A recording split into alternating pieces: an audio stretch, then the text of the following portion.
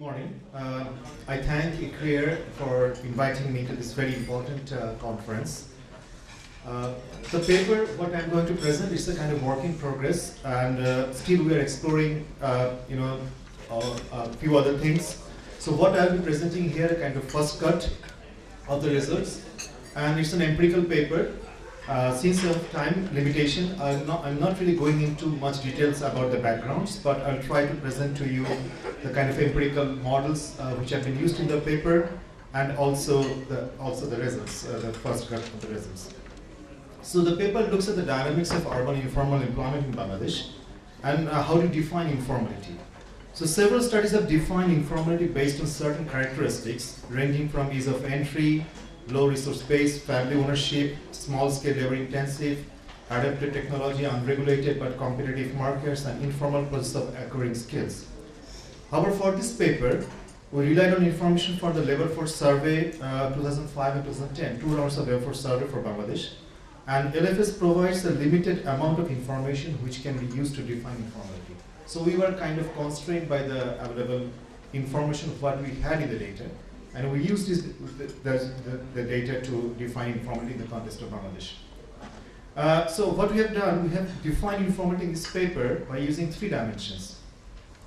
The first dimension relates to the production unit or enterprise in which the workers work. More specifically, if the production units or enterprises are not registered with the concerned authority, then we consider these units fall under the informal sector. The second dimension relates to the existence of contract between the workers and the employers. If there is no contract between workers and employers, either in written or verbal form, then we classify those workers as belonging to the informal sector. In addition to the above 2 criteria, for the wage-employed workers, if the workers don't get any kind of pay slips or any kind of documents for their wages, then they are considered to be involved in the informal sector. So with these classifications, what we found, the relative size of urban formal and informal employment in 2000, just 2 rounds data, you can see the comparable figures, 2005 and 2010. While in 2005, the informal sector was around 70% employment. In 2010, it was reduced to 65%. And the formal increased from 30 to 35%. Had a bit of kind of background on the nature of employment by gender. If you look at both the formal sector between 2005 and 2010, the male and female, actually the female participation increased, composition. And even in the informal sector, you can see that the share of female participation increased. So overall, actually, between male and female, the female participation increased between 2005 and 2010, both in the formal and informal sector.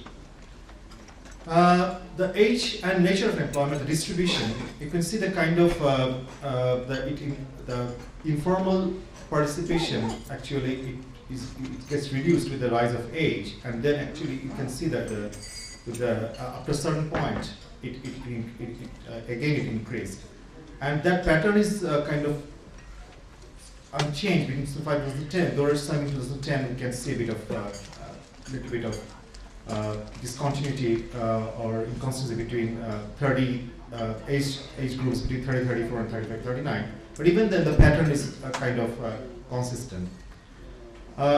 In terms of education and the nature of employment, we can see the lower schooling level, education level, high level of informal sector participation. But as you get into the higher education level, you can see higher level of formal sector participation. Also, we looked into the employment status and nature of employment. You can see that the higher level of informal sector participation in the wage labor, both in the day labor, in both non-agriculture and agriculture.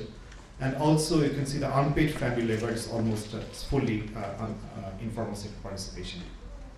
So now we try to look at what determines the employment in the urban informal sector. So we just try to look at from the labor supply side perspective. Here, we don't have any kind of information in the Labour Force Survey, the demand side, how the farms they actually employ labor, and so it's fully from the labor supply side.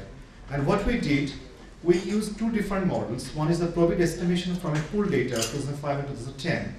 And then we created a kind of what we call a pseudo panel data, and then we went to estimate using the fixed effect and random effect estimators.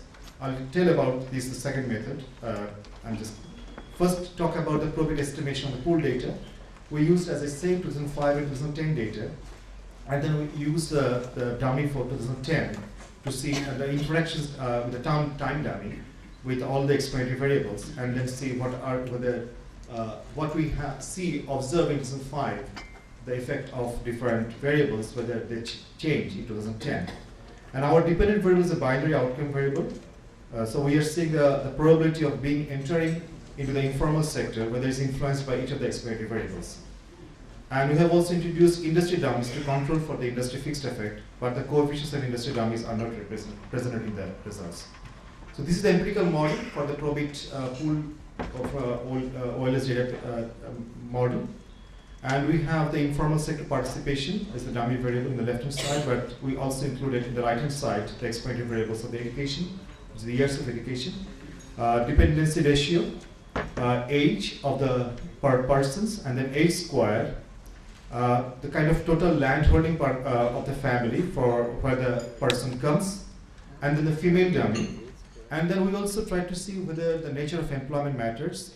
Then we introduced wage, whether the labor is engaged as a wage-led employed, or then the self-employed dummy.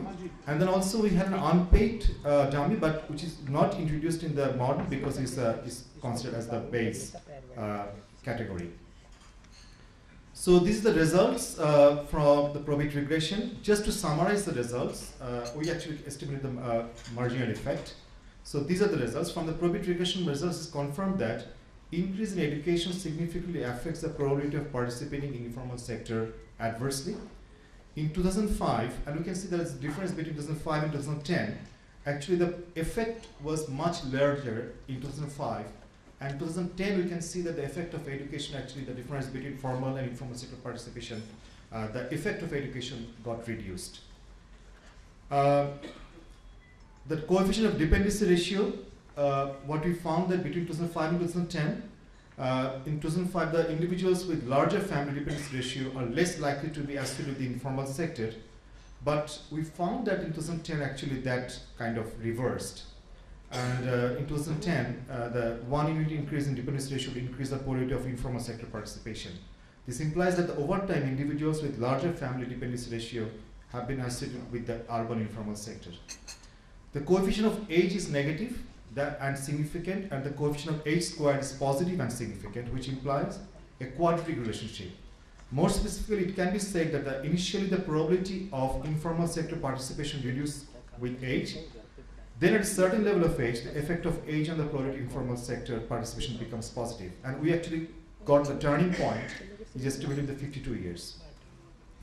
The coefficient of interaction between age and time dummy is statistically insignificant, which means that the effect are actually kind of remain unchanged between 2005 and 2010. And we found the effect of coefficient of land holding is negative and significant, and as your higher land holding you tend to be associated less with the informal sector. The coefficient of female dummy indicates that the probability of female labor participating in the informal sector is 0.09 more compared to male. Actually, we found that the female are more participating. If you are female, you have a higher probability of being participating in the informal sector. And then actually we found that in 2010 that the gap got a bit reduced. And compared to the base category of unpaid labor, for both wage employed and self-employed, the probability of participating in the informal sector is significantly lower. And we found in 2010 those differences enlarged. Now coming to the kind of fixed effect and random effect estimates the pseudo-panel data, and we know that how unobserved heterogeneity ability can result in the inconsistency of the estimated parameters, and the reason for using the fixed effect models. So what we did, we developed a pseudo-panel by concentrating the cohorts using the industry types. So cohorts are the subgroups of the sample. So by taking the average of each cohort, we are able to construct a pseudo-panel where each of the observations represents a particular industry type. So this is a kind of new type of application. Since it's very new, we tried it. The results we got I really expect kind of feedback from your side, and also very, whether there have been some, we can develop further. But this is the way we use the industry types to develop the pseudo panel. So though there are several industry types in the level 4 2010 2005, we found a bit of definitional problems, but we then reclassified and we merged comparable industry types into one and recoded where necessary. So the industry types, so that the 2005 2010 becomes comparable. So now the definition of variables under the pseudo panel, they also got changed. So for example, the dependent variable is no longer the binary outcome variable. It is now showing the informal intensity of the industries. So that is the percentage of informal participation in a particular industry type out of the total employed person in that industry type. And the independent variables also, they got changed. So educational level is the kind of average years of schooling of the labor employed in that particular industry type. And then again, similar definitions hold for family dependency, family landholding, age, and then different kinds of employment categories. So, and then, as I said, we use the fixed effect model, but we also use the random effect model, and we get showing the results of the two. Just telling you the summary of the results. So what we found, the high level of education reduces the informal sector participation. Workers coming from a family with high dependency ratio have to resort to urban informal sector activities for their livelihood. Similar to the case of pooled OLS, younger people are less likely to be associated with the urban informal sector. And here we found that the gender has no significant effect on the informal intensity of the industries. Landholding doesn't affect a worker's decision to get involved in the informal sector, and unpaid workers are more likely to be associated with informal sector employment compared to wage workers, but there is a significant difference between unpaid and self-employed workers as far as informal sector employment is concerned. So this is the kind of comparison between pooled OLS probit model and the pseudo panel model. Now you can see that actually for the education, the results are same, no difference. For the dependency, we can see that in the pooled OLS, the results actually reverse between 2005 and 2010, and which is consistent. The positive significant result in 2010 is consistent with the pseudo panel results, fixed effect model result. Landholding, actually, they are not significant in pooled OLS, but not significant in the pseudo panel, and so there is a kind of difference in significance. Age and age squared, we found that the results are quite consistent. And the wage employed and wage employed, we found the results are again consistent, but self-employed, again we found the kind of reversed. And the female participation, we found the pooled OLS results has a positive significant, but whereas in the pseudo panel fixed effect results are not significant. So with this, I'd like to conclude here. Thank you very much.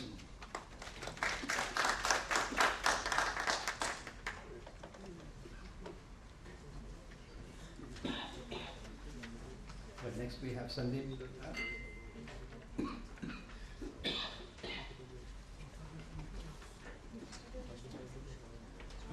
Hello, everyone. Just I'm putting the structure of education. In Indian market, the segmentations, there are various types of segmentation, being a large country and kind of a complex kind of a social and economic structures. And here we'll be dealing with defined kind of segmentation, only a few of them, like status of worker, rural urban location, religion and caste, gender, education, and finally formality and informality, and looking at how the formality and informality is playing a role in these defined kind of segmentations. Now we first look at the status of employment, and these figures give for the rural areas. Rural areas are dominated by the self-employed. Regular workers play a very minor role, hardly 10% are regular worker, but it shows somewhat little increase in the rural areas. Whereas in the urban areas, both self-employed and the regular workers are important, although regular workers' contribution marginally higher than the self-employed. Casual workers' importance is far less, and the share of regular workers are going up. So as a whole, taking as a whole, we have seen over the last 2 decades there is an increase in the share of the regular workers, taking both rural and urban areas. Now I'm skipping these 2 tables. Now we are not talking in India, as you are aware, there are different social groups: scheduled caste, scheduled tribe, other backward caste, Muslims, and rest of the groups I have put in a dominant group. One can question on that, but that's a perception I have done. And here I have taken formal sector as corporate sector, government sectors, enterprises or establishment employing more than 10 workers, and self-employed who have degree, graduate and above, because I presume they will be paying some kind of taxes or others, so that's the conditions. And with that, what we can find that share of formal jobs are highest among the dominant groups, that is almost 55%.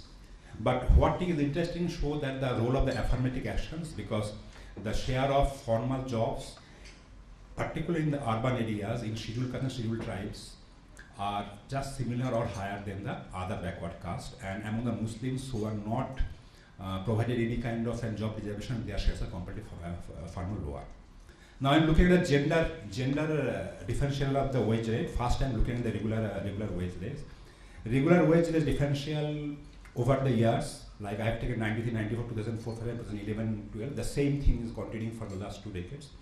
And there is not much difference between gender, not much change is there over the last 2 decades. This went up and then it came down.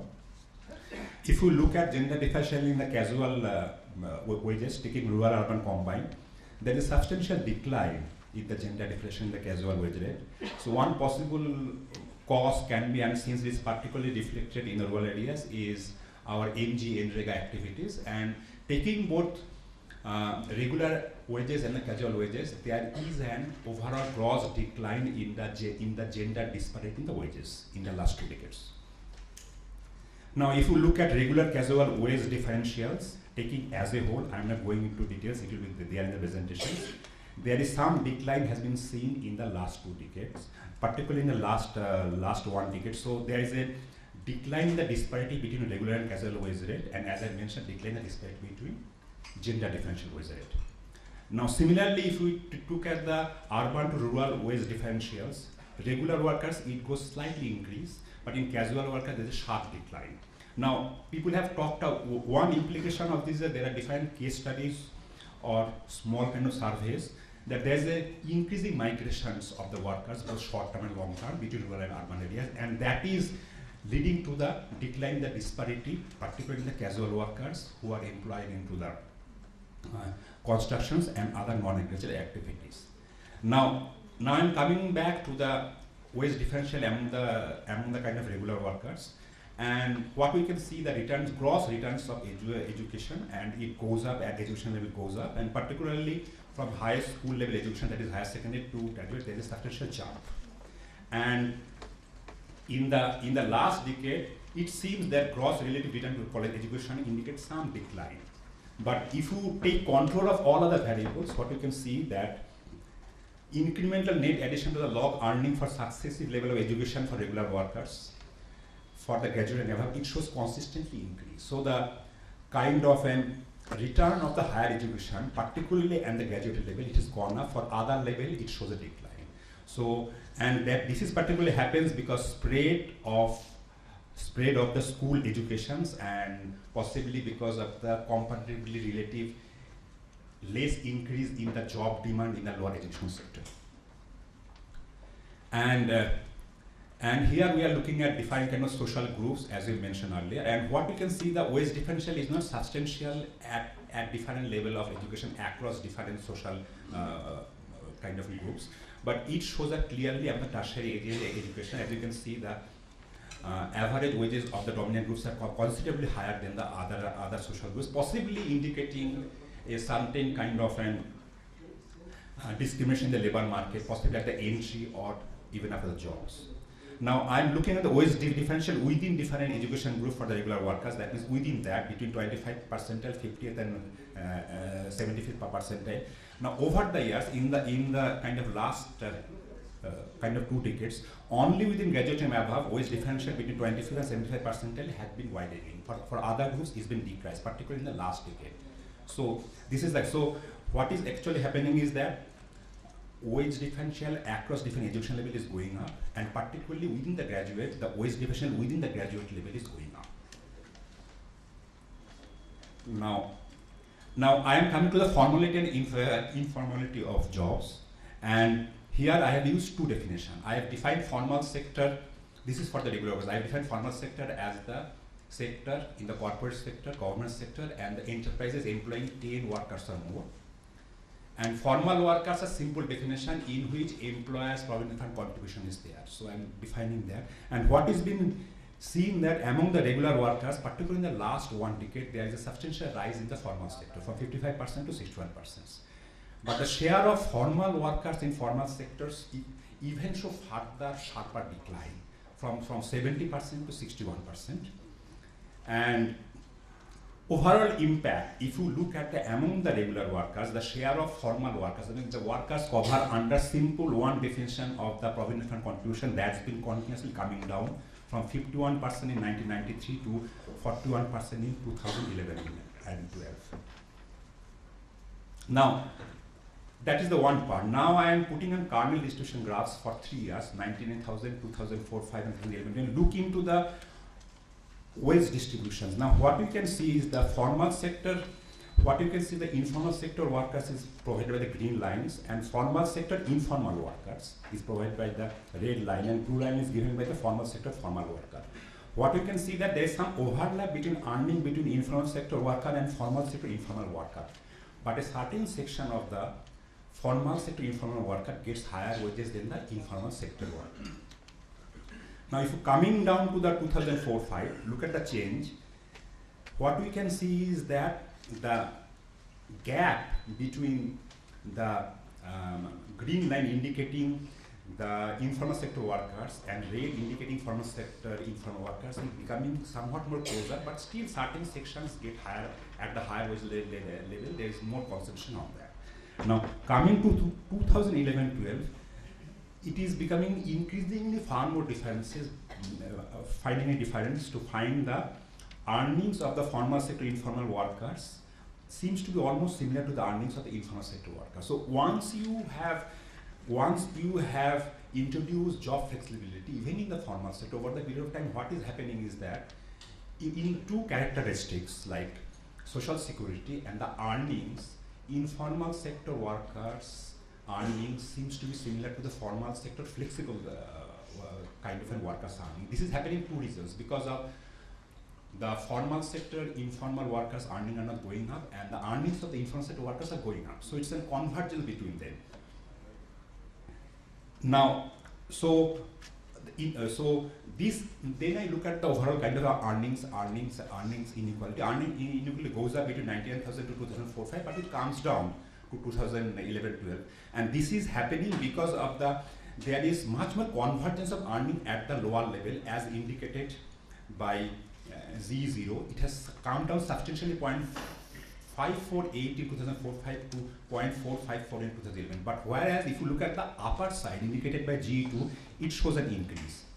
Now, this has been happening because of the convergence of there is a convergence of rural urban wages. There is a much more convergence between male and female wages, and there is a convergence at lower level between informal sector workers earning and formal sector informal worker earning. So this is leading to a decline into the GE0 and a much more higher increase in the upper level. Now, this can be seen from the earnings inequality. This is a Field's decomposition of the earning inequality conducted from 99,000 to 2004 to 2011-12.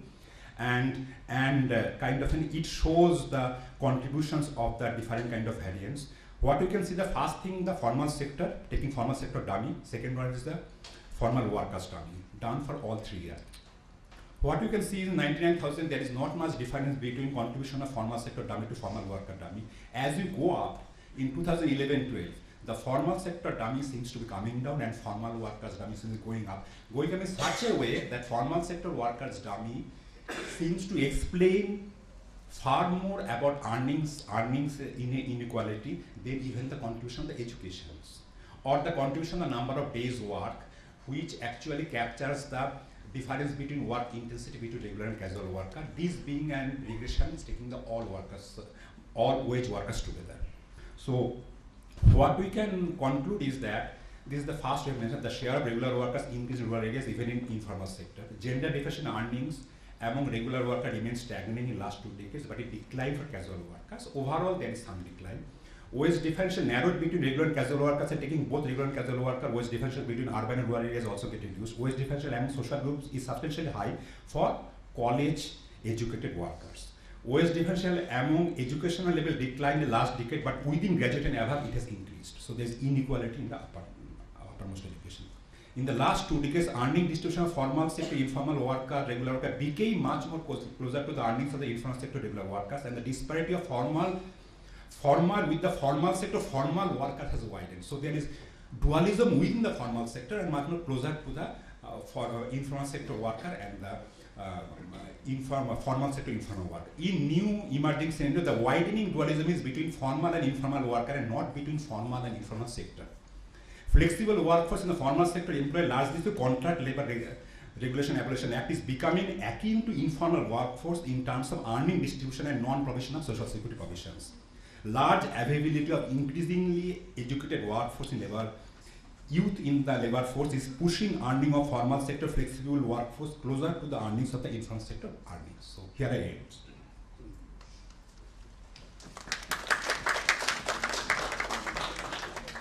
The next speaker is Deepak Bahadur Adhikari from Nepal.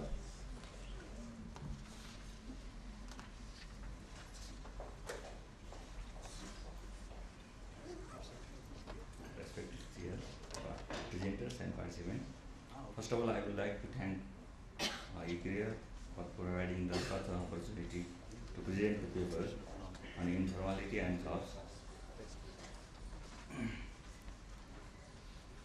My topic is employment and income generation in informal sector, a case study of the street vendors of Kathmandu city. In general, informal sector refers to all economic activity by workers and economic units which are not covered by formal sector. The informal sector is very important for the production, income generation and employment. For instance, 42% national product contribution in Nepal and in India 50% contribute. And in the case of the employment generation, most of the South Asian countries, more than three-fourths actively population engaged in this sector. For example, around 96% of total economically active population in Nepal, 91% in India, 87.5% in Bangladesh, and 59.8% in Sri Lanka, and 76.4% in Bhutan. This shows that most of the active population involved in the informal sector. However, it is very important. However, for the informal sectors is irregular. That jobs is the irregular and unprotected jobs. In case of Nepal, 37.7% were paid employed and 56.3% self-employed irregular jobs, but not any social security benefits. Similarly, in India, only 23% were paid employees except self-employment with paid leave, and 69% workers except self-employment have no any social security contribution. Street vendors. My study is mainly concerned in the street vendors. It is the growing urban informal economy in South Asia as increasing in urbanization. Street vendors is one of the important part of the informal economy and in urban sector. It is purely the self-employed and the family member employed sector.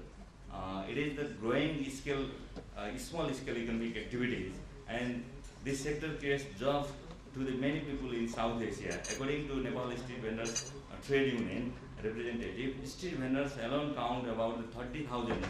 That means they are around 3% of economically active population in Kathmandu Valley. Similarly, according to the urbanization and poverty elevation, Ministry of Poverty Elevation, there are the 10 million street vendors in India with Delhi accounting for 450,000. Around 90,000 street vendors in Dhaka city according to the Dhaka City Corporation, and 8 to 10,000 in Colombo. Millions of people earn their living wholly or partly by selling the wide range of goods on the street. Street vending is a simple way of income generation by investing small capital. In this study, around 40% vendors invest the equivalent less than the or equivalent to the $100 in the starting phase. So This sector is very important, but in the case of Nepal, the street vendor sector is the out of the rules and regulation. But government of India made that pass the act, Street Vendor Act 2040. Objectives to analyze the employment pattern of the street vendors of Kathmandu, and second objective is to determine the impact of the street vendors' income by different variables. Conceptual framework: all economic activities divided into two parts: private sector and public sector. Public sector is formal, and private sector divided into two parts: agriculture and non-agriculture. Especially non-agriculture sector refers to the informal and street sector, and non-agriculture sector divided into two parts: 1 to 9 employed and 10 or more employed, and 10 or more employed is formal, and 1 to 9 is divided into two parts: taxation and non-taxation. No tax, and no tax is the informal sector. No tax divided into two parts: primary jobs and secondary jobs. Then secondary jobs is the formal sector, and primary jobs refers to the informal economy, and street vendors is the part of the informal economy. Methodology: Kathmandu city has been selected as a study area. The data collection methods are primary and secondary. Structural questionnaire was used to collect the primary data. The sample area is the Ratna Park area and New Bus Park area. These locations were selected based upon the criteria such as the representation of all the city area of the Kathmandu. The universe size is 1,000 and 700. The size of population determined with the help of the Nepal Street Vendor Trade Union, and sample size is 10% total population, 10% of the total population by replacement methods. Model specification: why income of the street vendors depends upon their various choice variables. For example, investment, initial investment, labor supply, average working hour, average monthly working days, working condition, working year, types of occupation, education, sex, age, and I think these all variables may affect the income of the street vendors. Statistical tools, statistical program has been used to analyze, to run this regression, and presentation tools, descriptive and analytical tools. Employment pattern has been analyzed by descriptive methods like percentage and diagram, and income analyzed by the analytical methods. Data presentation and discussion. In total respondents, 72% were male and 28% were female. Employment pattern is the first objectives. To fulfill these objectives, I divide so many sub-objectives. First topic is the status of the respondent literacy by sex. In total, 58.8% respondents were literate. Among them, 64.6% were male and 43.8% were female. This figure shows that the most of the more vendors are literate, and male literate vendor were the more than the female. According to the census 2011, 65.9% of total population is literate in Nepal. This figure shows that the literate population also goes to the ban some goods and services due to lack of the formal job opportunity, and not necessary. And distribution by working age. The working age is divided three ways: 15 to 24 youth age, 25 to 44 prime working age, and 45 plus higher working age. In this study, 63% respondents were from the prime working age, 26% responded from the youth age, and then 11% from the higher age. This figure shows that the most of the respondents from the prime working age. The prime working age people also involved in the street vendor vending business. And distribution by the property. In this study, around 81% respondents have their own property within the country, and 8% respondents have no any property within the country, and 11% respondents were Indian citizens. And residential status in the Kathmandu, only 4% respondents have their own building in Kathmandu, house in Kathmandu, and 96% respondents live in the rented house. These two figures show that most of the people have their own property within country, but only 4% people in Kathmandu Valley. That means the migration situation from the rural area to urban area is very high, and they search the job. If they get, if they don't get any types of the formal jobs, they wants to go the street vendors or estate. Distribution of the sex by types of the employment. Self-employed, 59% respondent were self-employed, and 36% respondent were the family members and family members employed, and only 4% respondent with friends. They employed with friends, and 1% respondent were employed with workers. This figure shows that the 59% and 36%, 95% respondent were the they were the self-employed and the family members. So this street vendors is purely the household business or the family business. And distribution of the investment pattern, 77% respondent invested in business from their own property, and then only 14% respondent taking loan as a financial as a high rate of interest from the financial institution, and 9% respondent taking a credit goods, and they paid after they selling their goods. Income generation situation is the another objective, and income generation situation. This econometric model shows that the investment, initial investment refers to the initial investment. Initial investment may affect the income of the street vendors, and one is it is significant at the 1% level. 1 rupees increase, that means NRS 1 rupees increase in the investment leads to increase the 0.05 to 3 rupees in income. Labor supply also the significant at the 1% level. The 1 unit labor supply increase leads to increase the 3,971 in NRS, and average working hour per day is insignificant. This means this variable is not defined, or not. It is not only the variables which explain the models, and average monthly working days also insignificant, working condition also insignificant, and sex, the variable sex variable is significant at the 5% level. This figure shows that male vendors earn the more by the 3,518 rupees than the female vendors, and types of occupation also significant.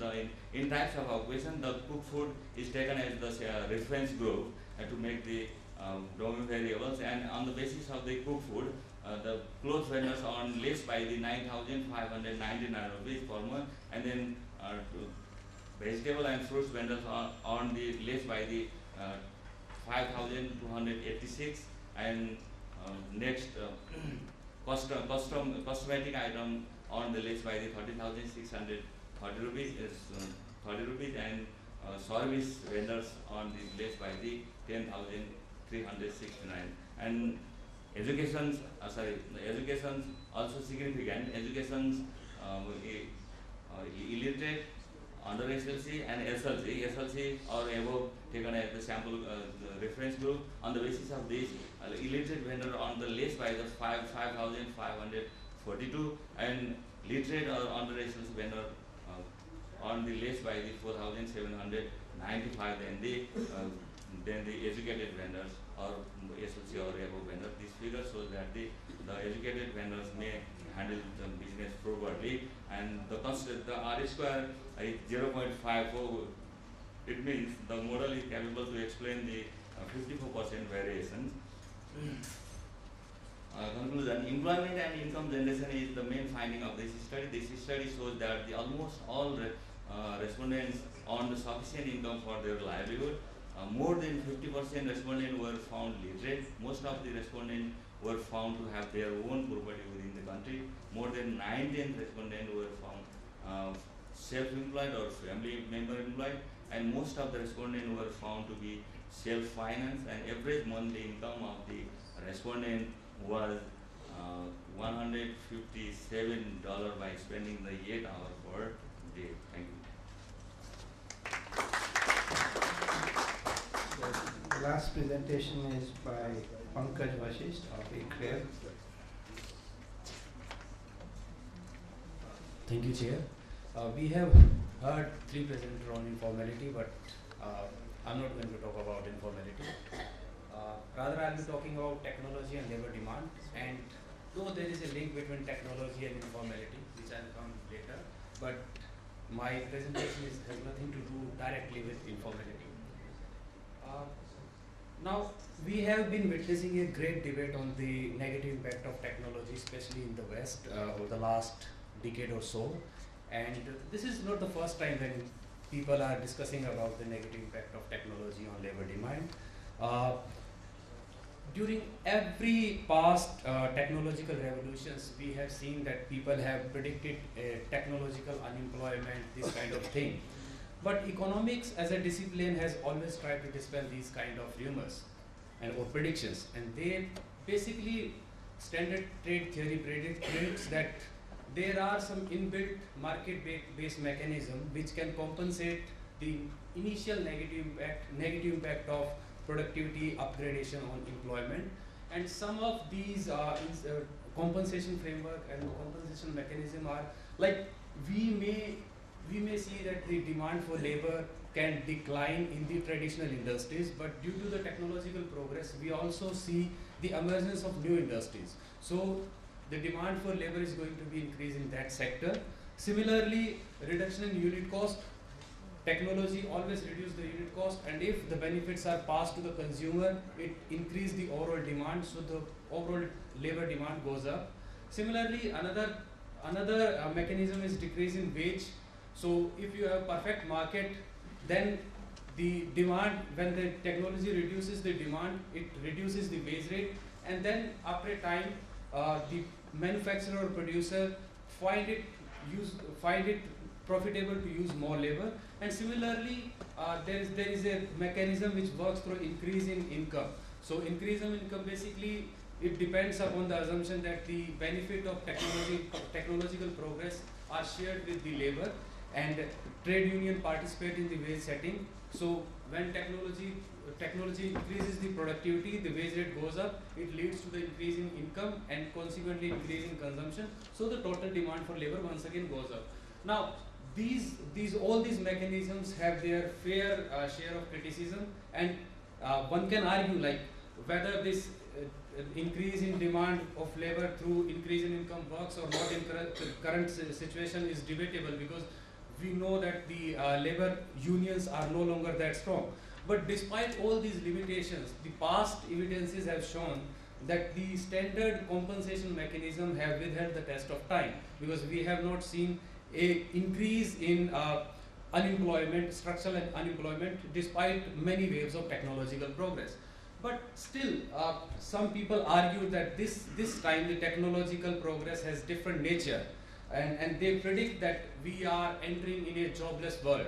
And in future, I mean, one of the scary scenario which someone predicted, he said that future factory will have 2 employees, 1 dog and one human being. So, but they are based on speculation. We don't know whether it will happen, or not. But technology always disturbs labor market. It distorts the skill requirement, so it creates disequilibrium, which can translate into the increase in wage inequality. And skill-biased technological progress has been arguing this, and empirically it has been seen that the wages between skilled and unskilled worker has increased throughout the world, be it the developed country or developing country. But skill-biased technological progress has not been able to explain the recent phenomena in the labor market, particularly in the West, where the people have observed that there has been a polarization of labor market. So the demand for labor has increased at the top end and the bottom end, while the middle is collapsing. And researchers have tried to explain this phenomena with this task-based model. So they basically argue that you can't divide skill into unskilled and skilled. So there are different levels of skill, and you have to estimate you have to divide the different occupation according to their task. And there are some certain tasks, routine tasks, which can be codified. So the computer revolution is basically replacing the labor in those tasks which can be easily codified. And so empirically, there has been some evidence of de-skilling and polarization of wage inequality, but there has been no evidence for increase in structural employment. Now, India is also not isolated from the world. We are very much integrated with the world. Since 1980s, we have invested a lot in technological upgradation, but unfortunately, we don't have any direct measure of technological progress. So therefore, we have to use many proxies for technological upgradation to see whether technological upgradation has taken place or not. And some of the technology, no single indicator can capture the technological progress as whole. So we have to rely on many proxies. So no matter which proxy we use, we see that the technological upgradation has taken place in India. One of the proxies is the research and development expenditure. For the global economy, the R&D intensity has increased, though it is very low as compared to the other developed countries. But in the manufacturing sector, the R&D intensity is even lower. It has increased, but it is still very low.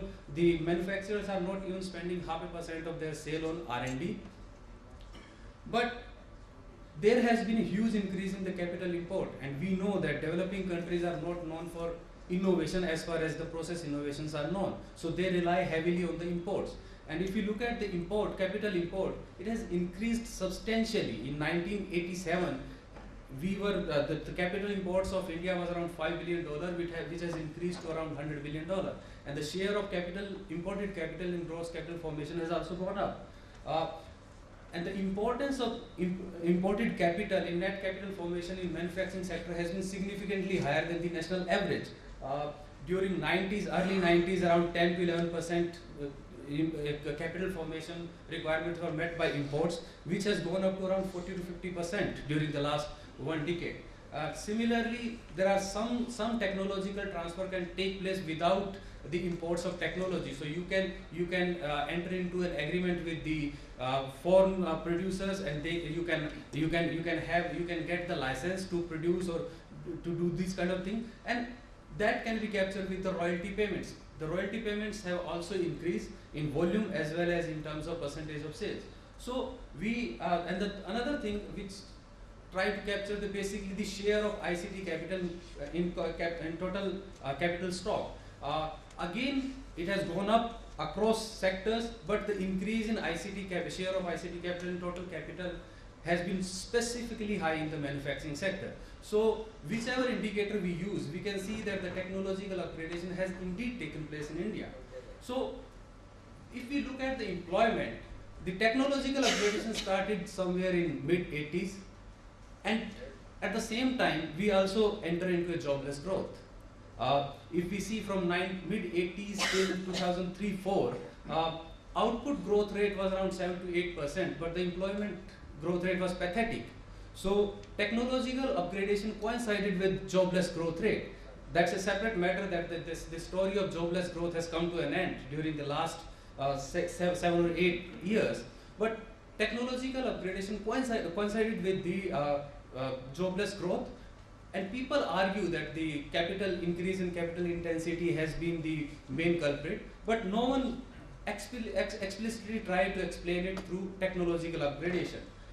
Now, people in West argue that this time the technological wave is different because it has broken the relation between wage and productivity. Productivity is going up, wages are not going up, and there has been a decoupling between productivity and employment growth. Now, if we look at these three variables and we track their movement over the period, then indeed we can see that even in India that decoupling is there.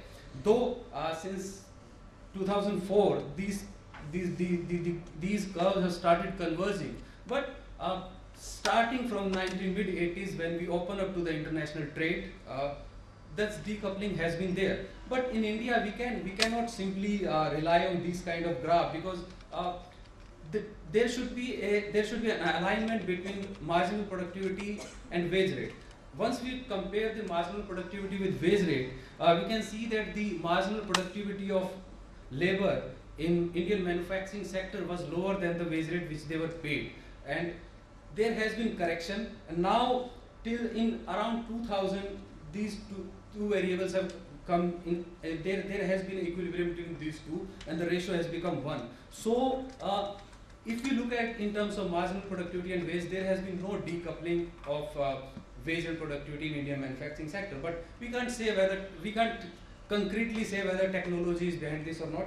So in order to estimate the impact of technology on labor demand, I estimated an augmented labor demand equation. I estimated the static demand equation as well as dynamic labor demand equation, and this is basically the methodological part, and I won't go into that. If you like, I can explain why I have used this methodology.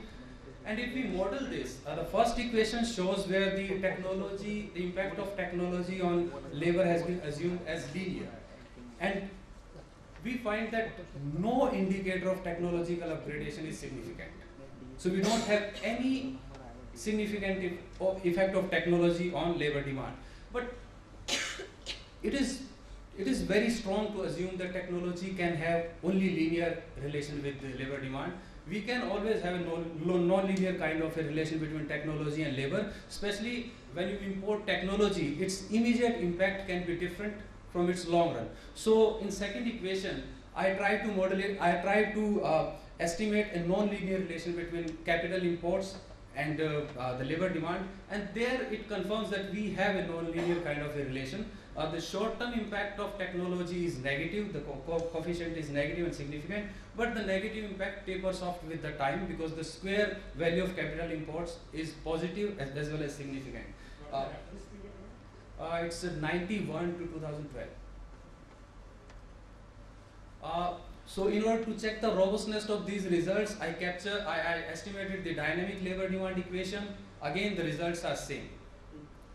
But so overall impact of technology on labor demand is not very significant in long run. We should not be worried about it. But there are reasons that though the overall impact may not be very disturbing, technology can still have a significant impact on labor by changing the job mix or skill requirement. And if you look at the skill premium in Indian manufacturing industry, it has actually spiked a lot. The share of skilled worker, I mean, there is a problem to use, I mean, in ASI data, people use this supervisor and managerial staff as skilled work and rest as unskilled. So this categorization has its limitation, but even despite this limitation, if you look at the share of skilled worker in total wage bill, it has increased from around 35% to 50%, and the skilled unskilled ratio, it has also gone up like anything. Now, what has been driving this? There are some studies, fortunately, and they simply try to say that it is basically technologically driven thing because the wage inequality has been driven by within sector. Second, there has been a significant skill capital complementarity, and Ramaswamy and the paper also try to argue that labor market rigidities are also playing role. There has been, I mean, even if these studies are a bit outdated, even if you update it, the story holds. There is some changes. Earlier, the almost 100% increase in wage equality was driven by within sector, but now around 25% is driven by between sector. So some compositional shifts are kicking in, and these studies find no role of exports. But when I estimated my equation with updated data, export is also playing a role, but that role is secondary, and that may be because if you look at the composition of manufactured export after 2000, it has changed drastically. The share of skilled export in total export basket of manufacturing sector has increased, but still the role of export is minimal, and it is primarily driven by technology. But there is an issue. We say that the skill-based technological progress is taking place, but at the same time, we say that there has been an increase in contractualization. Now, the moment we bring in skill, it is very difficult to explain this phenomena. If the skill is in demand, then why people are hiring more and more contract worker? Because if we proxy the skill with wage rate, these workers are supposed to be the unskilled, most unskilled lot, but they are the sole driver of employment in manufacturing sector, biggest contributor in the increase in employment. So something is not adding up, and that is mainly because ASI data doesn't allow us to disaggregate different kind of skill. So in order to examine what is happening, one more thing, if we assume that the managerial and supervisory staffs are the skilled worker, then we see a very interesting thing. Their share increased from mid-80s to 99, 2000. But since then, their share has declined back to the levels of 80s, but there has been no significant declining trend as far as the wage inequalities are concerned. So there is something more to the story. And what is that? Now, for that, I try to explore the data from NSS by the occupation. I mean, which occupation, and it allows you to disaggregate and divide labor into different skills. Now, if you look at this, the share of professional and associates, which are supposed to be the most skilled labor, its share has increased by 3 percentage points. But if you look at it, their share in total wage bill, it has increased by more than 11%, around 12 percentage points. So basically, the increase in share in wage bill has been 4 times bigger than the increase in wage share. So employment share, which simply shows that this lot is very much in demand, and that's why their wage has been increasing. This is very much in line with the standard skill-wise technological progress. But the moment we look at the elementary occupation, and the elementary occupation are supposed to be the least, the most unskilled labor, but their share in total employment in manufacturing sector has increased more than the increase in professionals. So this is very much which we are witnessing in the developed world. So the upper end is increasing and the lower end is increasing, but the share of elementary occupation in wage bill has not increased, which is quite obvious. We have abundant supply of unskilled labor, so obviously their wages are not going up. And if you look at the plant and machinery operator, their share has gone up. So who are the losers? Clerk and craft related worker, their share has declined like anything. So this is very much in line with the de-skilling argument. So when technological progress takes place, some of these skills goes out. So the people like welder, molder, feeder, these kind of trades are losing their relevance. So we have this is not simple skill based technological progress. This can be explained more with this task based model where the polarization is taking place. Now, to conclude, technological upgradation is there. The impact of the relation between technology and labor is non-linear. Vertical increase in inequality, but SBT cannot explain it fully. Sign of job polarization. Demand for craft-related occupation is declining. So we need a skill matching. So skill mismatch is there. In order to we need to adapt the supply and labor. If this trend is going to persist, then we need a significant updation of our vocational education, because there are some trades which are actually losing relevance. Painter, welders are not needed anymore. And if I can quote some example from automobile sector, over the last 2 decades, there has been significant change. Welders are not needed there anymore. Painters are not needed anymore. Completely robotic, mechanized. Emphasis should be on education, because especially the professional education, because the increase in supply has not been able to match with the increase in demand. That's why their wages has shooting up like anything. And there is a broader issue of educational disparity, because country like India, where we have some section which are highly underprivileged, and if we are going to, and they were having some sort of relief, because earlier they were passing out from government school of their village, and they're getting into ITIs and getting some semi-skill kind of a thing, and they were getting some job. But if that is not happening and only the upper thing is going, so we are basically going to exclude those sections from which are coming from the really marginal background. Debate on labor regulation needs to be revised. There are many. Sorry. And finally, the distortion in capital market. I can take it on during the discussion, because we have significant distortion in capital market. We talk about the distortion in labor market, but nobody talks about capital market. If technology is this kind, and if we need to remove the distortion in labor market, we also need to remove the distortion in capital market. Thank you.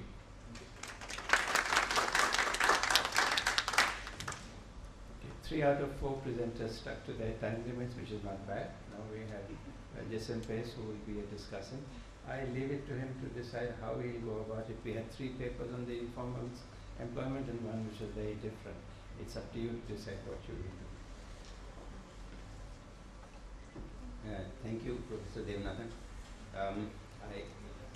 I still don't know how I'm going to do this, but one thing that comes out from the fourth presentation, which is supposed to be not on the informal sector, the conditions of work, the wages of the so-called unskilled workers, the lowest that he showed, is actually very closely linked to the informal sector. So there is a link, in fact, in that sense. Okay, the gaps increase, the wages of the higher end keeps going up, and so that there is a link in that. So all the four papers somehow have some links with each other. So I will quickly try to give some comments on each of the presentations. So I'll go in the same order as the presentations were made. I liked all the presentations, and okay, in the presentation on Bangladesh, more or less what we saw was something that we expected. There is nothing that we did not expect, only that there is a change between 2005 and 2010. And so is there something happening in Bangladesh that there is a change? And you seem to suggest that the change is positive. Though it is not very large, you seem to suggest that the change is positive.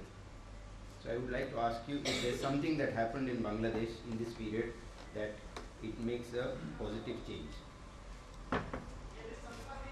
On the,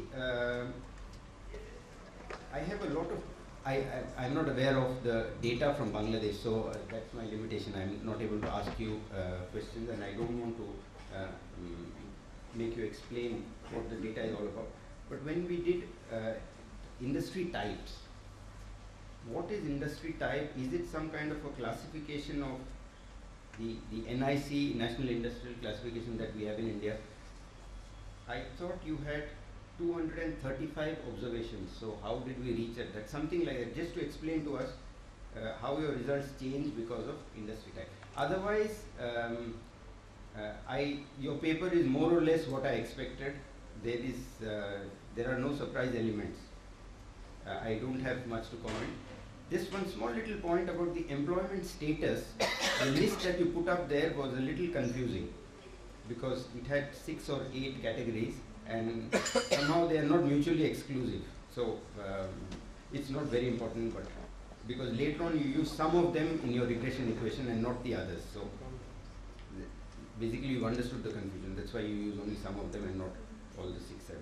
So that was my small comment on the Bangladesh paper. Sandeep Sarkar on India, again, more or less what I expected.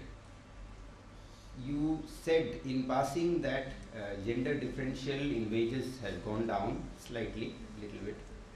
But I think, I'm sure you agree, but the difference is 1.7, 1.59 and so on. So male workers on an average are earning significantly more than female workers. So that is something which is not okay.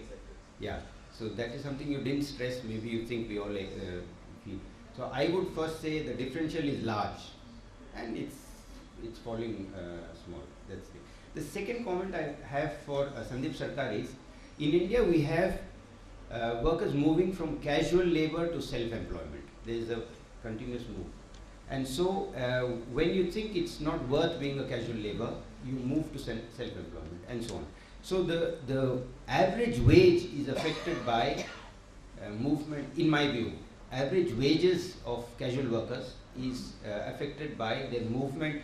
So you earn 2 less in casual work, then you move out, you go to self-employment. So how do we account for this when we are looking at wages over time without looking at movement of workers from casual to self-employment? So that is a question that I had.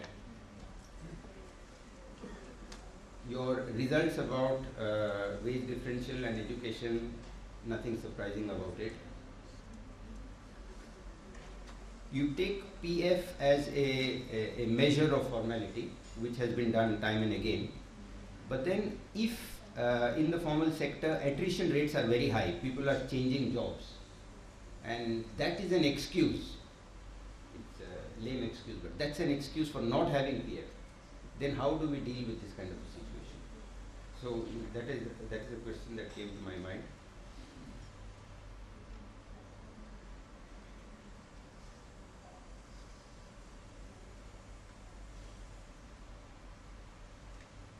Okay, I have lots of notes, but anyway, maybe I'll come back to this. Okay, the next presentation from Nepal.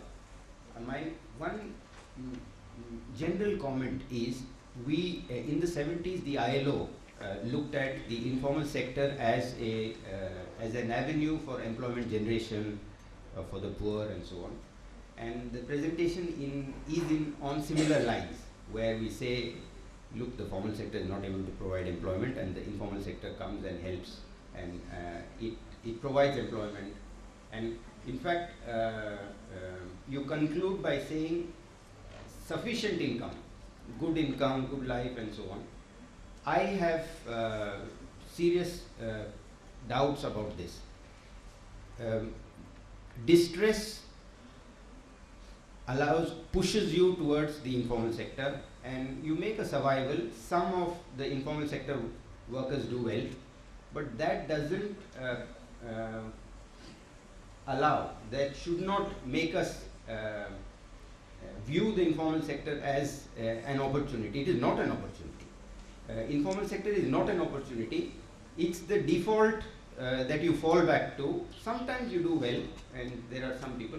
So I would not look at informal sector as an opportunity. It is not an opportunity. On the other hand, the paper also says there are no regulations for street vendors. It's not formal. There are no laws, and so on. And suggests that this should be formalized, law should be made. India has done it, so Nepal should do it. There I agree. In your classification, you say informal sector doesn't pay taxes. But when it comes to street vendors, there's a lot of mafia and informal taxation. The costs are very high. So, in fact, if it is formalized, the costs, the tax component is going to be smaller than the mafia costs. So that is something that we have to highlight and we have to talk about. So, a small comment on the survey. When we talk about street vendors, you have small enterprises and you have workers.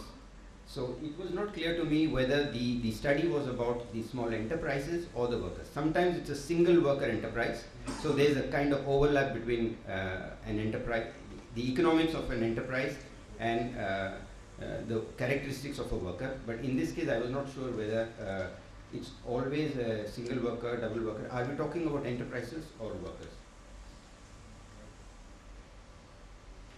And then I'm really surprised that number of days and number of hours don't make a difference to earnings.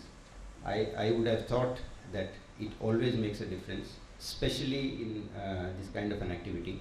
The longer you work, the more you earn. So I am a little surprised that. So maybe we have not collected data accurately. We have not captured the long hours that are spent. Maybe the selling period is kind of limited, but then there are other activities at the back, procuring, cleaning, arranging, so on, which we have not captured, something that may be important. On the last presentation, the last presentation is on the formal sector. It uses data from the ASI. So my first comment is, when we talk about wages, employment of the formal sector in India, it's heavily influenced by the informal sector. So, it was said towards the end that for unskilled workers, since there is surplus labor in the country, wages are low. So I would place the formal sector in a context where there is surplus unskilled, semi-skilled, even skilled, surplus labor in the country. That's the background in which I would place. And I think the presentation went quite well and ended also very well, talking about skills and tasks. And this is where I have something to say. When we move to computers, CNC machines, welding done by machines, automation and so on, the argument could be that we don't need welders anymore, we don't need painters anymore. So that's what you say. Okay, everything is done by the machines. And in fact, we don't need skilled, intelligent workers handling those machines also, because you don't really handle those machines too much.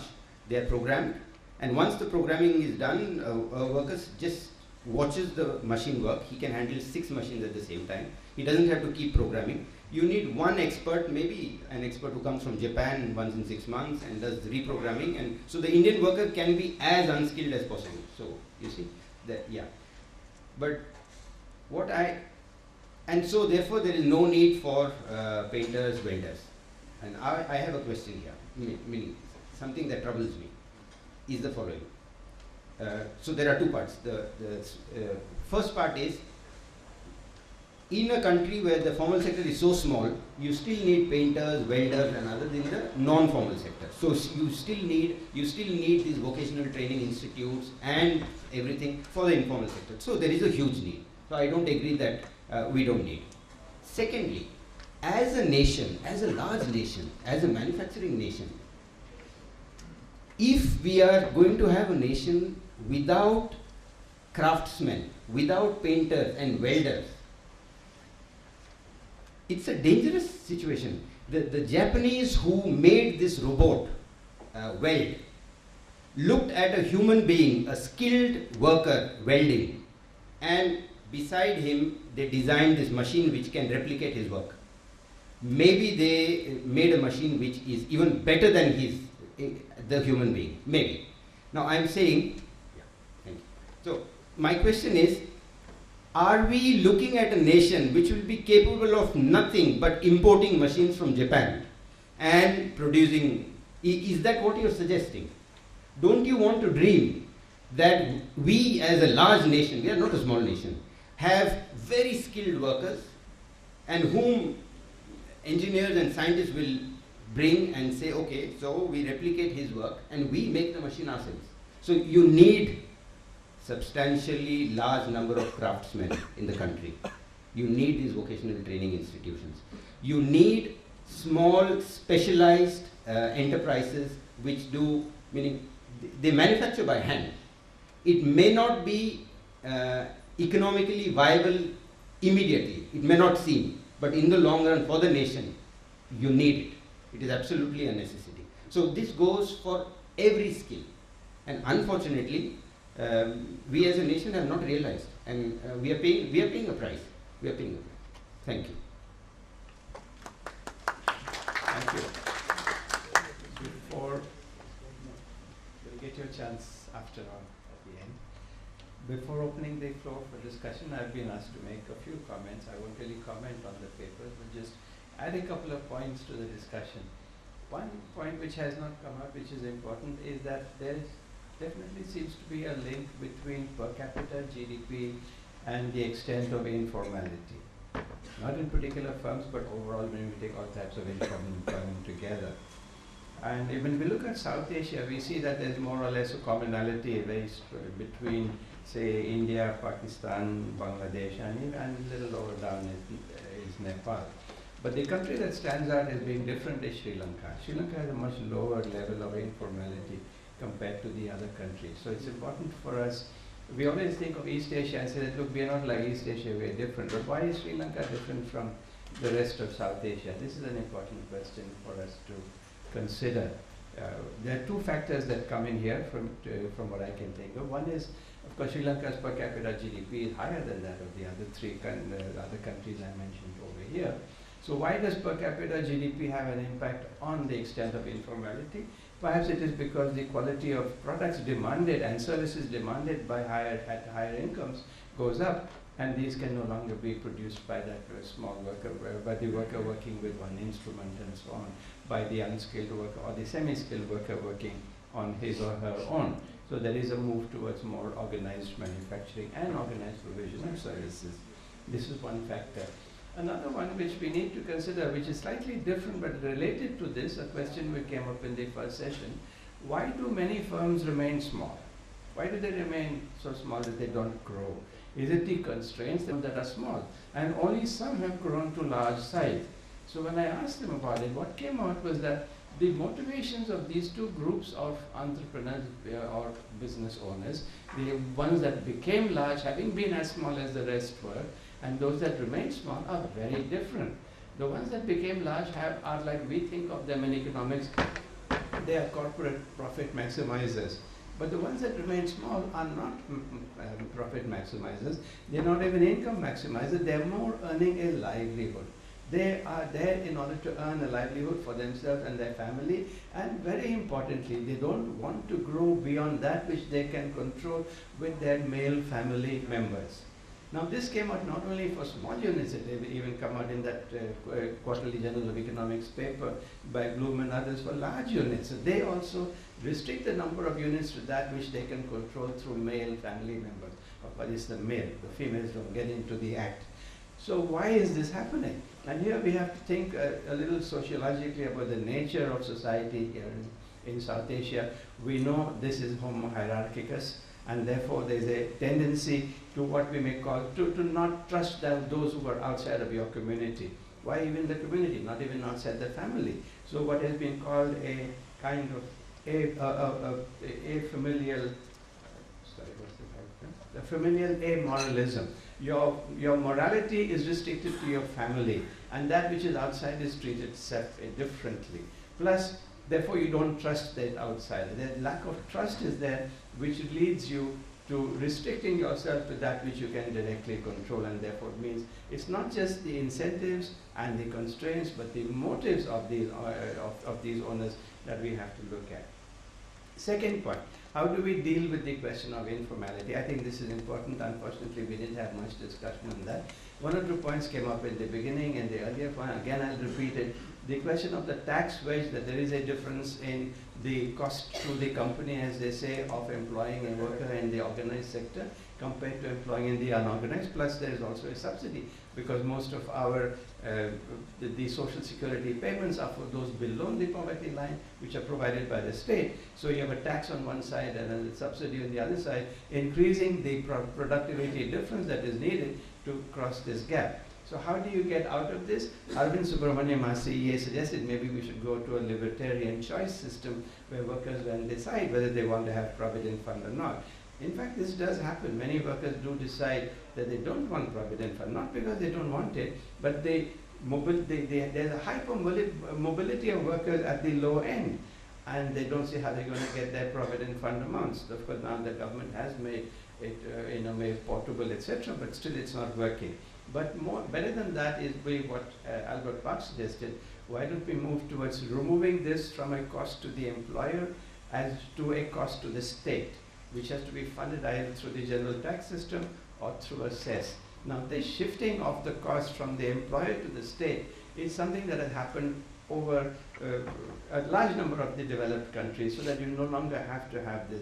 You can therefore remove firm level decisions from being affected by these factors and instead bring the state machinery and the state supported tax system into the discussion.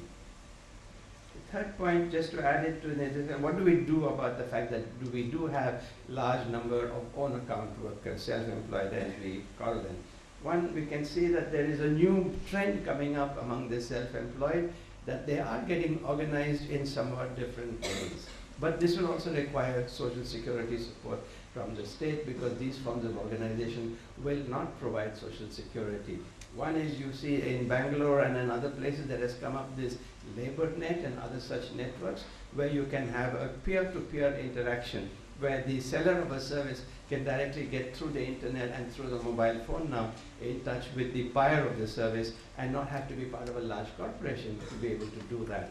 You're also having the kind of Ola and Uber type of taxi type of system coming up, which is allowing for these communications between those who are selling services and those who are buying them in the market. There's yet another way, which is important, because when we think of the large number of the self-account, work-on-account producers in agriculture, and then we see they're going to remain the way they are. Either they will be taken over by large enterprises, large scale, which is not going to happen so easily, or what is the other way?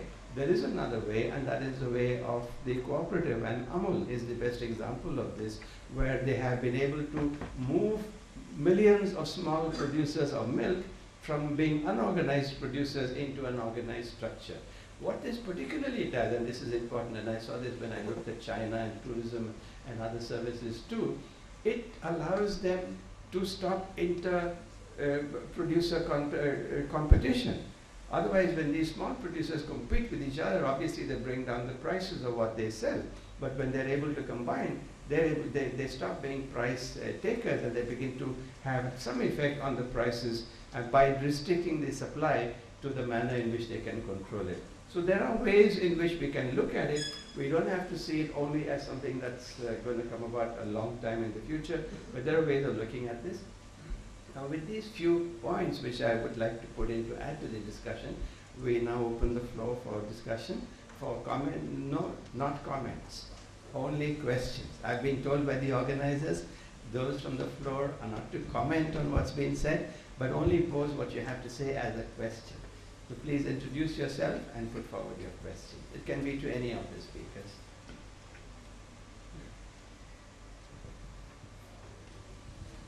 Adrian Wood, University of Oxford. I have a question simultaneously to Pankaj Vashisht and to Sandeep Sarkar, whose talks both covered actually some very similar ground, which was long-term trends in structures of wages and employment. And did each of them recognize in the other presentation the same thing that they were saying? I mean, I saw some similarities at the top end, but I saw quite a lot of differences in the lower part of the distribution. And I wonder how much of that is to do with looking at manufacturing versus looking at the economy as a whole. How much of that is looking at an occupational measure of skill rather than educational measure of skill, and how much of it is the difference between looking at at regular workers as opposed to formal workers who are seen in a more restricted category.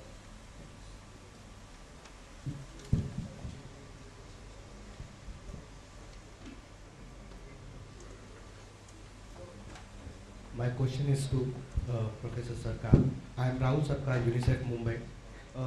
You have successfully showed that the wage differential in the casual workers across gender is actually decreasing, but it is increasing in the formal sector. So as a labor economist, I am interested, do you think that, okay, labor market institution, the labor law is really causing that? Because so far, like, we have not understood the gender dimension about the labor market institutions impact, how it actually impacts the male workers and the female workers. So I would like to have your opinion on it. Hello, this is Navin. My question is to Professor Rehan from Bangladesh. The first model where you have used the profit estimation, and then and that's a very individual level data, as I know.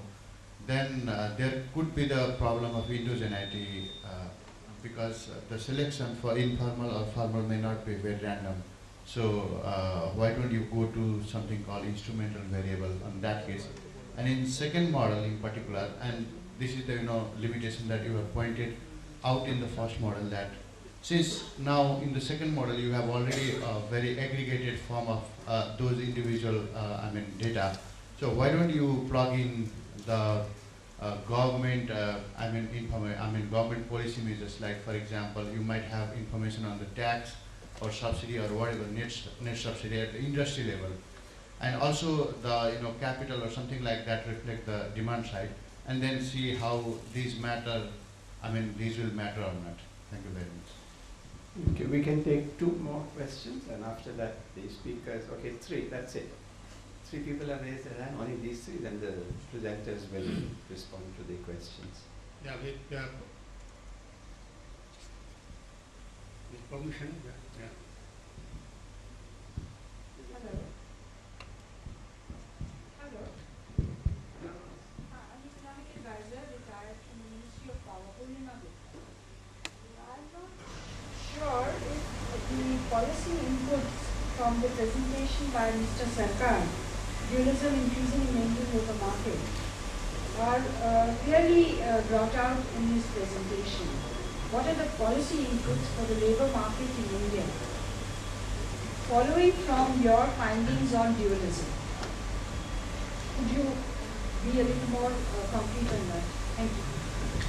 Yeah, with your permission, I have a question, a small question to Mr. Pankaj, who in reference period is up to 12, and since we have been directed not to comment, the question is substantiated by a comment, not less than a person expands minister.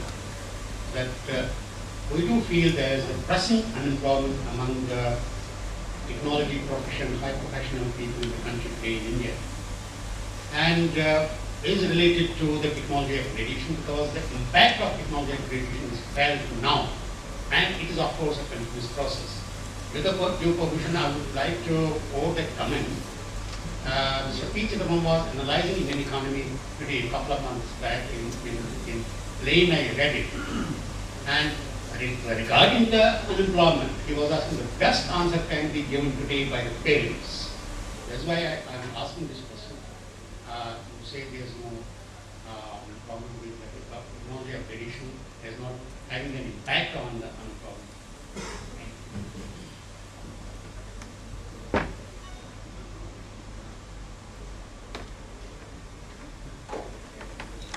Hi, this is P.P. Krishnapriya. I have one question to Professor Raihan. In your second specification, you said that you did not find being female any significant. Can this be because there is occupational segregation, and because you are looking everything at an aggregate level, these plus signs, if there were any or negative, they get washed out? So maybe an interaction would be something with that variable, and the industry which you were using might be of some use. So I'm not too sure what you're getting might be the true story. And the second question is to Mr. Adhikari. In your survey, you said that they have been randomly taken, the subjects of your survey. But these are vendors. I was just a bit curious, how exactly did you manage to make sure that this was indeed randomized? Okay, the last question. Yeah. If you have the patience to take another question. Yeah. That's the last one. Yeah, Bovidar, democracy within a continuum. I like the visual Mr. Vashisht gave us about the future being a human being with a pet. I'm not so sure that pet is going to be a dog or a cow or a goat or a parakeet. So I ask my questions to those who are looking at so-called land-owning vendors. I get the concept there are a large number of people in the urban sector who are actually landowners, 82% or so I heard, and who come here and actually occupy what we call the pavements and do this vending, etc. Do you find it odd that they don't actually capitalize their land and fund themselves in the city? And two, what does this say for the land acquisition bill? Thank you. Okay, now we will go to the presenters. They each have 2 minutes to respond to questions in the same order in which they presented. Thank you. I think I got some very, very good feedback to improve my paper, especially starting with the designated discussant. What really matters when we see the difference between 2005 and 2010, not with respect to all variables, but few variables. Actually, we're also exploring that, but just to share with you some of the work some of the thoughts we have in our mind. Especially though the 5 years period is not very large, but we saw there are some restructuring in the manufacturing and service sector, especially in the manufacturing sector, kind of higher concentration of ready-made garments, and ready-made garments actually employ more than 50% of the manufacturing employment in Bangladesh. So those 5 years you could see that in the manufacturing part. But more interestingly, we could see that there are also some important restructuring in the service sectors. So we're trying to actually link those stories with the kind of results we have got. We are not sure about one particular event, how do you tackle that event, but some of the anecdotal stories actually tell us that that event played some role, especially the 2007-2008 military-backed caretaker regime in Bangladesh, where they really went against some of the informal activities. They forced some of the firms to go for formalization, and to what extent that was that really affected the results 2010. I agree with Naveen. Actually, we are working on that, especially the two parts on the whether we can find some appropriate instrument to control for the heterogeneity. In the student panel, actually, the industry classification we use at the 3 digit level. And as I said, between 2005 and 2010, there are some discrepancies. We try to make them consistent. And I agree with you, actually, we are also doing the same thing. We tried some with the industry level data, like import penetration, export orientation, how does it affect? We got some results, but since because of the time and because of these are very kind of new results, we have not been able to incorporate in the paper.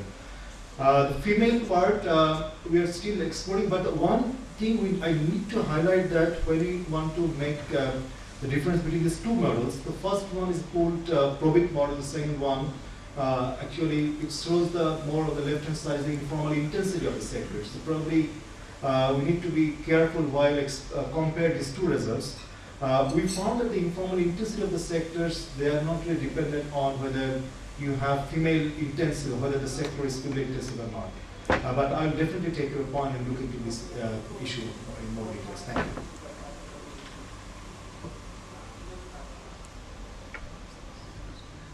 This thing, the first I address to the discussion comments. Yes, there is a huge, large gender differences, huge, large regular and casual wage differences, large rural to urban regular wage differences. And that's the reason especially that's why I'm looking for the segmentation, because still not apart from formality and informality, there are other differences still quite large and it is existing. So in this scenario, means my orientation was that what is the significance of these different factors and how it is behaving at time. So that's why I limited presentation to it, and in that respect I try to concentrate it, show that the importance of formality and informality is going up. So that was the idea, but otherwise all these things are important. Now another thing is casual and self-employment changes. Now if there is job changes or activity changes happening within a single week, one can capture it through the ISS data. Some days of the week working for self-employed, some days of the working days of the week working for casual, we can capture. Now if one, since this NSS data does not cover the same person over different rounds, there is no way you can actually capture the dynamic changes in the occupations, forget occupation, even the work status over the period of time. And it will be very interesting if we can able to get those kind of information in this dynamic pattern. And another problem is that the share of regular, share of self-employed and casual is not, there is no particular trend as such. Over the years it is coming down, it is going up. It is comparatively much more fluctuating in a narrow band. So then even it makes it a lot more difficult to explain in terms of say net, that net this is changes from year to year. So that makes this kind of an answer the questions even more difficult. And apart from that, if we look for the field survey analysis like we did from Agra for the automobiles, not only there is change for self-employed to casual, even self-employed to formal sector worker. Like we have seen the shoemakers doing some time of the year when the demand is there, make their own shoes, employing labor, they are also employer. And the other months when there is not much demand, they go to big factory and work and come back. So because but they consider that working for yourself is more dignified, so they prefer that. When choice is not there, they can work. So there's a lot of these dynamisms are involved, which is not exactly captured through different kind of data. And there is a lot of churning, a lot of movement, short term, medium term, circular migration, a lot of things are going on here, and possibly we have to find a way how to capture all this dynamism here in India. And talking about the formal worker taking the provident fund contribution as an contribution, we found that that makes a lot of considerable important difference, in the sense that given the scenario, if your job is not sure, okay, worker may not be interested, even employer also may not be interested in giving. So if there is a contributions of the provident fund, that shows a certain kind of an rapport or willingness to continue jobs with the employees and the employer both. And also that's a different, it also indicates a different kind of an more stable relation between employer and employee. So that reflects the different dimensions, and so in that sense, it is quite important. Now regarding that, there is also a question that what is the way out, looking at the formality and informality, like what is the policy conclusion of this? Like, I don't think we have to change too much laws regarding this, because as been already been presented in Mr. P.P. Mitra, that contract labor are also supposed to get social security provisions, is that it is not implemented. Now with the coming of unique UN number, with a unique identification number for the workers, one can, even if we work for 6 months or 1 year in a certain factory and programmer factory, you can transfer the providence fund and go around. So transferring from companies to companies, it doesn't really matter. So the kind of a discussion and debate provide security to these kind of workers even required, because first their job is not secure. They are not sure that how many months they will get job, or the next year they will get job. In such situation, if you are not giving social security, you are making them far more vulnerable. Low wage and no security makes them far more vulnerable. So something can be done even with the existing, and if there is a problem of implementation, debate and discussion can take place, and if to find out a certain solution out of it. But my point was to highlight this particular issue so that it comes into the kind of a debate or the concern of the people. And secondly, so the kind of classifications, yes, there are other kind of segmentations or differences, you can say. Some of them actually I have tried to capture through the earnings inequality. In earning inequality, I put industry. Industry basically have 3 groupings I have used. I don't explain them because of one is primary sector, that's agriculture, industry and services.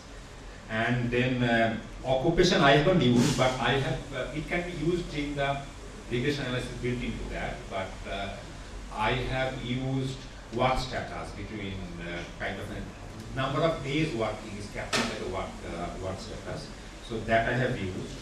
And then one can use, then I have used gender variable already used, and gender variable does not show much more, so slightly decline in the contribution to the overall the inequality over the year. So that's why I would highlight it. So the highlighted portion highlighted was which I found a significant change in that I've highlighted. But this thing can be independently examined, and particular occupation makes a lot of, in the light of the last presentation, it makes a lot of sense to bring it out at this thing. So thank you for the suggestions. It will enrich my work in this regard. And thank you all.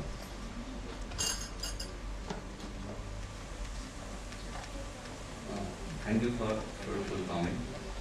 It will be helpful in future for the research. If government legalize this street vendors or informal sector, obviously tax increase. But in the current situation, if government provide the suitable place to rent, and they earn the sufficient income. That sufficient income means they earn around NRS 500 in average. $500 is sufficient for their livelihood per day.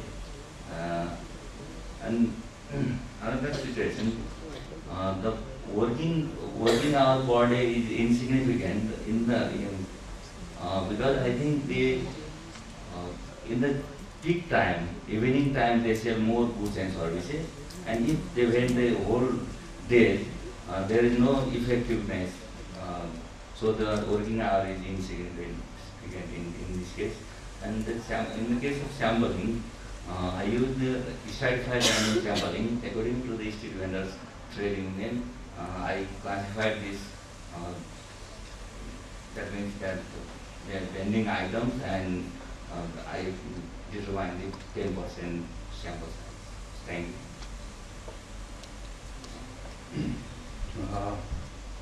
So I have 2-3 questions to respond. I'll respond to Jasim after replying to questions from audience. First, the clarification, this dog and human being vision is not my vision, it's basically I was quoting someone else. That's okay. Now, as far as Professor Wood's question is concerned, I'm actually not equipped to answer this question yet, because one needs to analyze this occupation structure by going at much deeper. But unfortunately, what I have done so far is I have relied heavily on the one-digit classification of occupation. So I actually don't know, I mean, this craft and clerk, which occupation is losing its relevance, I can't pinpoint. And simply because the classification, the classification which has been used to collect the data has changed in 2004. And earlier we used to use 1960 classification. So comparability is a big issue. But I'm on it. Maybe I'll get back to you in 2 months or 3 months time. But whatever I'm getting out of this, it seems that the structural change is driven by the change in the relevance of occupations. So at least broad level something is there, and though the data which I have shown was only for the manufacturing sector, but actually I have the data for non-agriculture sector, means services and manufacturing sector, and surprisingly same kind of pattern is there. I mean that middle level occupations, their relevance has declined.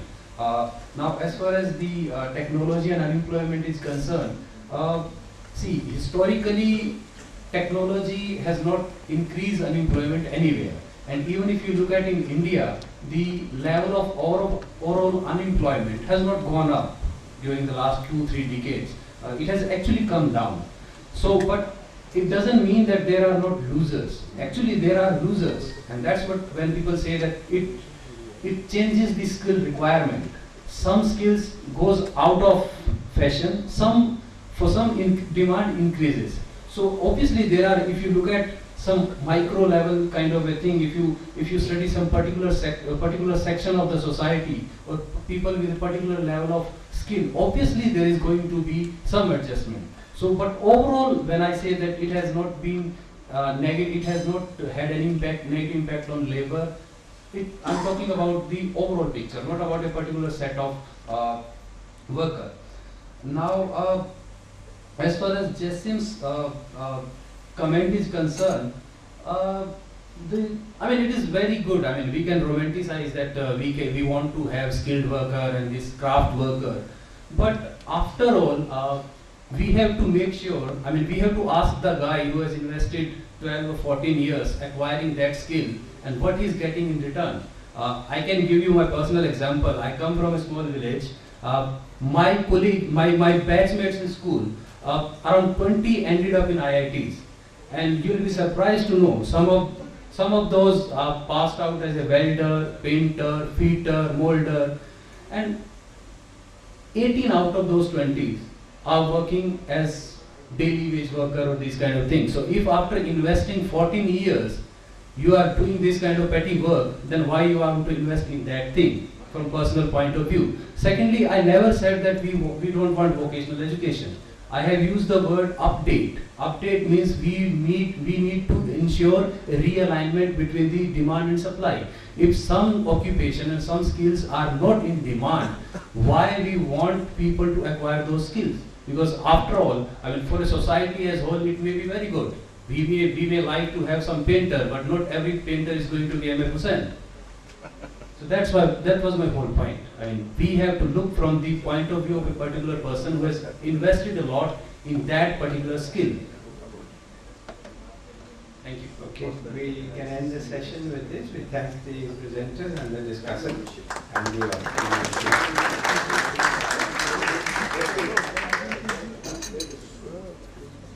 Thank you, speaker, chair, and the discussant. Now we break for lunch and we'll meet at 2 for the plenary address by Professor Robin Burgess.